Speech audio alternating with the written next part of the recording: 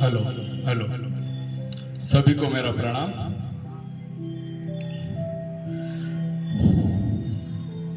भक्ति भक्ति अगर भोजन में मिल जाती है तो प्रसाद बन जाता है, और वही भक्ति अगर पानी में मिल जाए तो चरणामृत बन जाता है। एक बहुत सुंदर कहानी। एक जंगल के पास एक गांव था। उस गांव के कोने में एक महात्मा जी अपनी कुटिया बना के, अपनी झोपड़ी बना के रहते थे। उसके पास में एक परिवार एक झोपड़ी कुटिया बना के रहता था। महात्मा जी दिन रात राम राम भजा करते थे, राम धुन पे कीर्तन किया करते थे, तबला बजाया करते थे, दिन रात राम का नाम जपा करते थे। जो पड़ोस में वो परिवार रहता था वो इसको लेके बड़ा वो रहता था कि यार ये दिन भर हमें डिस्टर्ब करते रहते हैं, एक ढंग से सोने नहीं देते, ये वो बड़ा उससे डिस्टर्ब रहता है कि यार महात्मा जी को कोई काम नहीं, दिन रात बस राम नाम का ही नाम जपते रहते हैं। तो एक दिन उसे गुस्सा आ गया, वो महात्मा जी से लड़ने उनके घर पहुंच गया कि क्या आप ये दिन रात राम नाम जपते रहते हो, क्या और कोई काम नहीं क्या? हमें तो कितना काम रहता है, हमें सोने भी नहीं देते हो आप ढंग से, ये वो सब। तो महात्मा कहते हैं मुझे तो राम नाम के अलावा कोई काम नहीं है। बोले राम क्या आपको राम भोजन देता है? काम करना पड़ता है, मैं रोज नौकरी पे जाता हूँ तो मुझे भोजन मिलता है।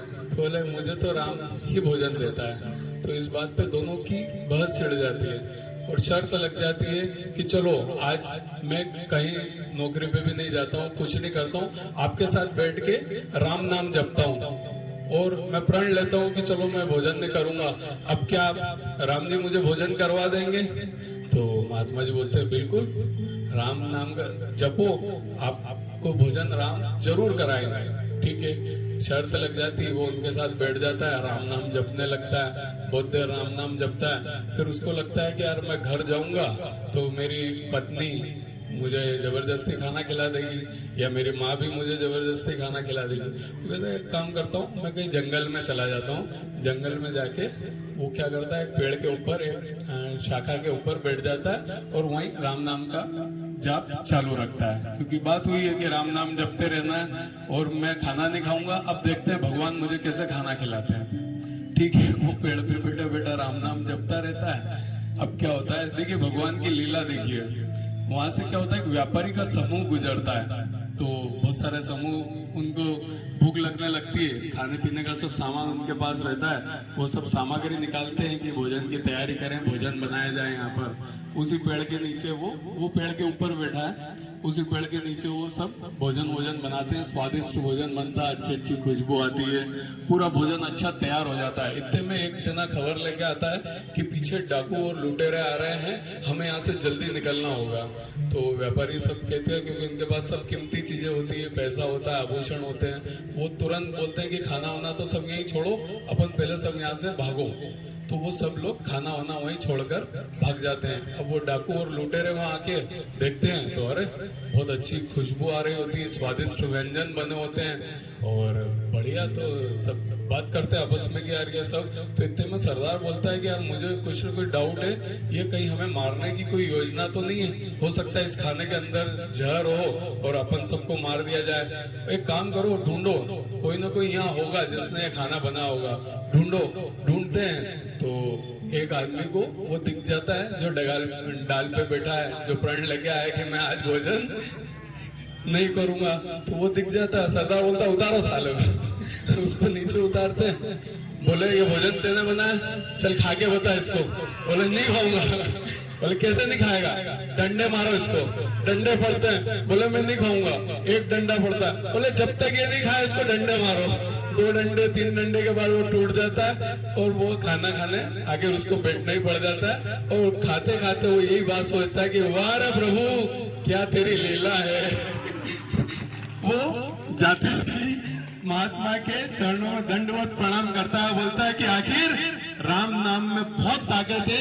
उस राम नाम में मैंने प्रण लिया था मैं खाना नहीं खाऊंगा, फिर भी मुझे डाकुओं से मजबूरी में उसने मुझे खाना खिला ही दिया। तो इस कहानी से भी ये शिक्षा मिलती है।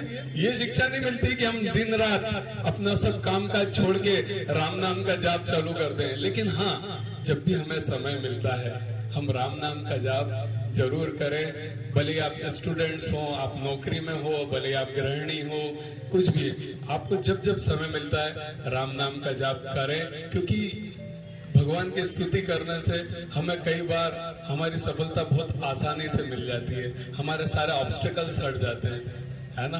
और इस बार की दिवाली हमारी बहुत खास दिवाली होना चाहिए। मैं तो कहता हूँ कि हर घर में इस बार अपने बच्चों को हमें राम बनाना चाहिए। मेरा तो एक सपना भी था, कई बार मैं सपना देखता था, पर मैंने इस सपने के बारे में किसी को बताया नहीं था। हाँ, सपना ये था कि ऐसा स्कूल बनाया जाए जहाँ पर राम बनाया जाए, ऐसे संस्कार दिए जाए। मतलब ऐसा मैंने ड्रीम देखा था, कई बार सोचा था, तो अब लगता है कि यार मैं वो मेरा ड्रीम शायद पूरा करूंगा। तो बच्चा बच्चा राम है, एक कुछ लाइनें भी सुनी हमने उसके बारे में कि चंदन है हमारी मातृभूमि, चंदन है हमारी भूमि, तपोभूमि हर ग्राम है, हर देवी में, हर बाला में देवी की प्रतिमा, बच्चा बच्चा राम है, बच्चा बच्चा राम है। तो इस दिवाली बहुत खास होना चाहिए अपने को, हर बच्चे को, ये मेरी बात पूरे भारत में फैलना चाहिए कि हर बच्चे को हमें इस बार इस दिवाली पर राम बनाना है। और केवल उसको इस बार राम बनाने से काम नहीं चलेगा, हमें कुछ न कुछ ऐसा करना पड़ेगा कि उसके अंदर राम के जैसे संस्कार, राम के जैसे आचरण आए। तो उसके लिए हमें कुछ न कुछ प्रयास जरूर करना पड़ेगा, क्योंकि आजकल इस आधुनिकता के दौर में जो सबसे बड़ी चीज की कमी हो रही है वो यही हो रही है कि शिक्षा की तो बहुत सारी दुकानें खुल गई है, लेकिन जो संस्कार, अच्छे संस्कार दे दे, ऐसी दुकानें बहुत कम है। तो राम के जैसे संस्कार, राम के जैसे आचरण पैदा करें, इसके लिए हमें कुछ न कुछ प्रयास जरूर करना पड़ेगा। एक छोटे से भजन के बाद मैं अपनी बात को विराम दूंगा।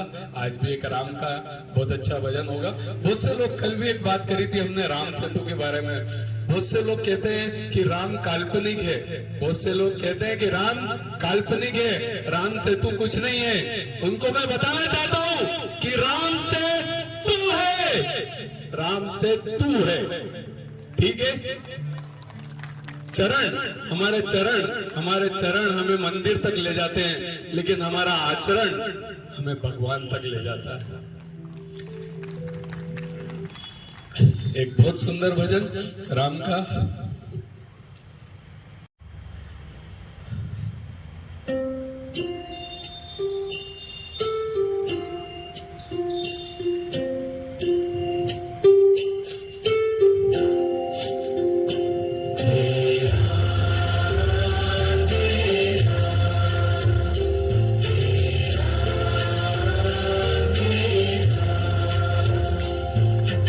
जग में साचो तेरो नाम,